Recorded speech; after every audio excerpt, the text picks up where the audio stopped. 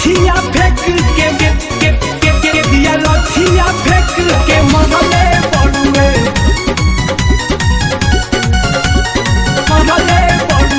Kalika studio Ara.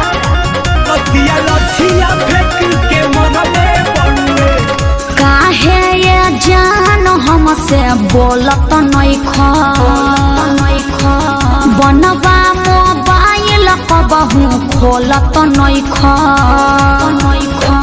काहे ये जानू हमसे बोलत नहीं ख बनवा मोबाइल कबहू खोलत नहीं ख बोला मिले बोलाई पिटवा वाले बारू छोड़ू रे बहिया छोड़ छोड़ू रे बहिया छोड़ काहे? दिया लठिया फेंक के मरले बड़ुए बड़का भैया तो दिया लठिया फेंक के मरले बड़ुए बड़का भैया तो ज्यादा चोट लागल बका। बड़का भैया तो लठिया फेंक के लठिया फेंक के दिया लठिया फेंक के मरले बड़ुए। मिले बोलाई फसाई तू दिहलू हमके अफदरा के पीछे हम नहीं जननी हमार भैया बा लागल बा हमनी के पीछे का कही हमर बड़ी खिसावता। मिले बोलाई फसाई तू दिहलू हमके अफदरा के पीछे हम नहीं जननी हमार भैया बा लागल बा हमनी के पीछे भागत बेरिया गिरी गोइनी मुचकल बड़ुए गोड़ मुचकल बड़ुए गोड़ रतिया लठिया फेंक के मरले बड़ुए बड़का भैया तो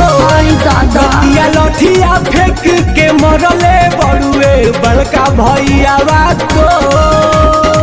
ज्यादा दुखात बका। लठिया फेंक के दिया लठिया फेंक के मरले बड़ुए